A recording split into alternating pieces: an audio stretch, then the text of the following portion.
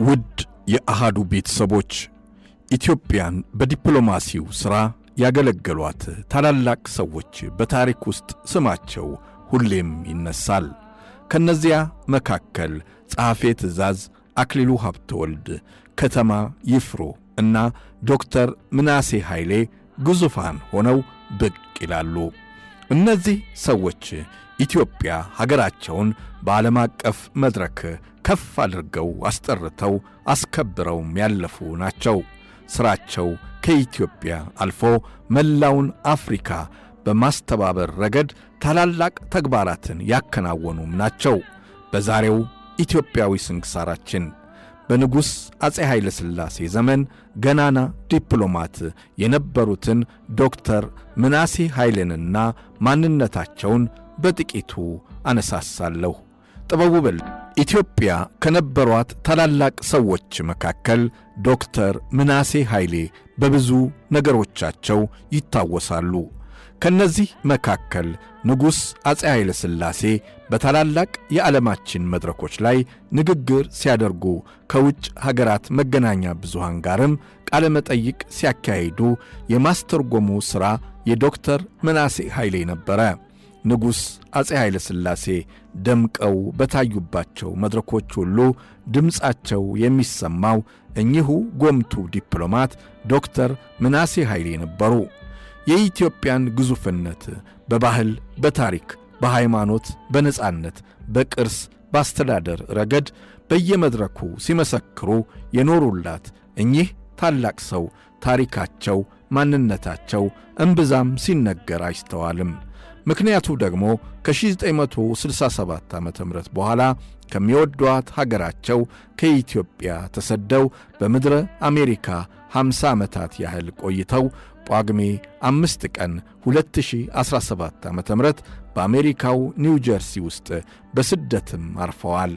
በዚህም ምክንያት ከብዙ ነገሮች ራቅ ብለው ነገር ግን በእውቀት አደባባይ ደግሞ በታላላቅ የአሜሪካ ዩኒቨርሲቲዎች ፕሮፌሰር ሆነው ሲያስተምሩ ቆይተው አልፈዋል።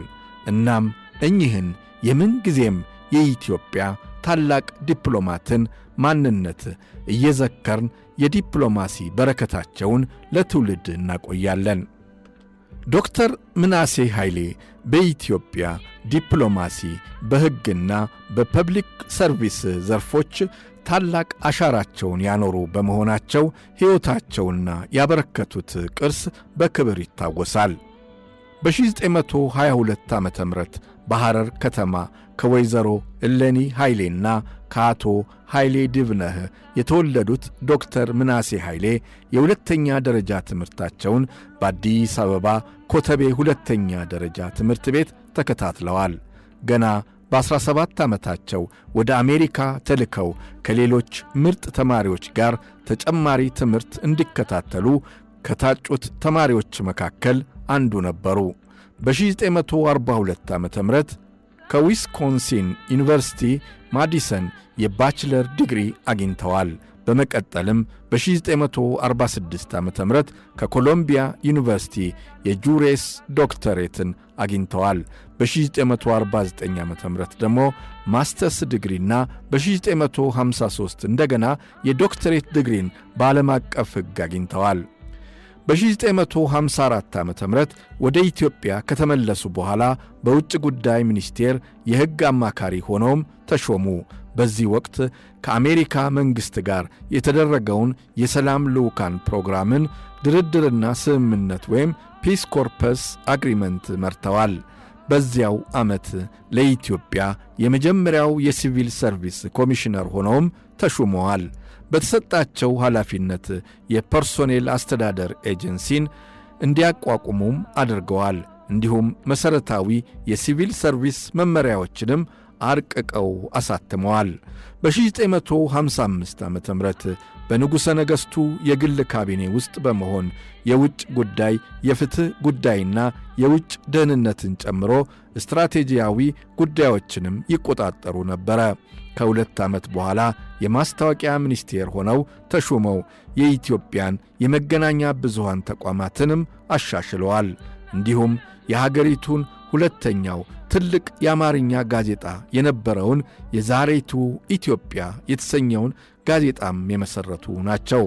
በ1961 ዓመተ ምህረት እስከ 1963 ዓመተ ምህረት ከአሜሪካ የኢትዮጵያ አምባሳደር ሆነውም አገልግለዋል።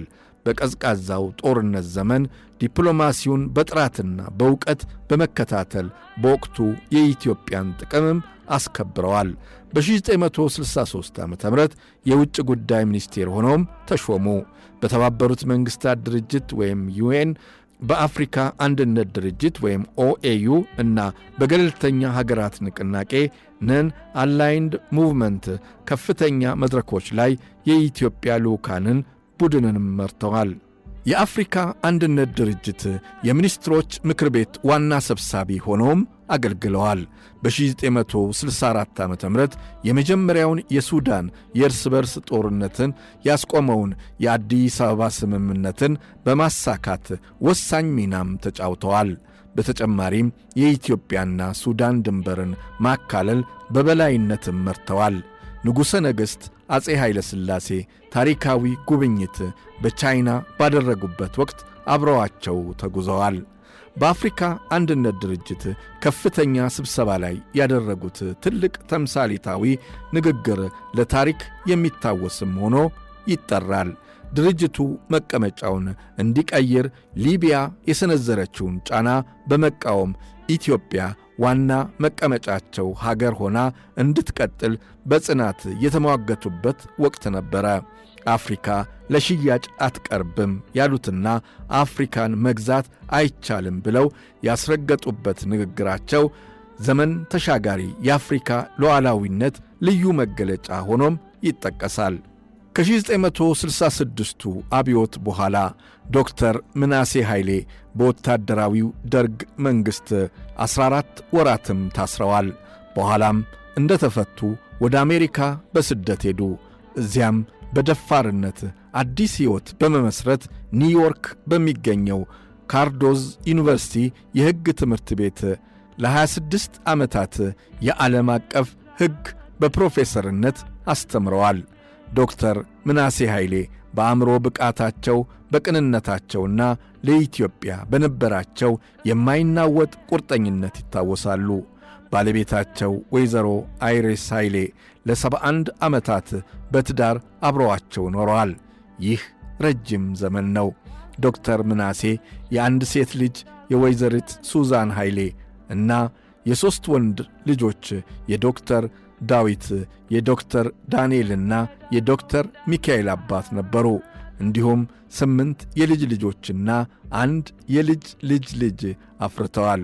ዶክተር ምናሴ ኃይሌ ለኢትዮጵያና ለአፍሪካ ያበረከቱት ውለታ ምንጊዜም በታሪክ ተመዝግቦ ይኖራል።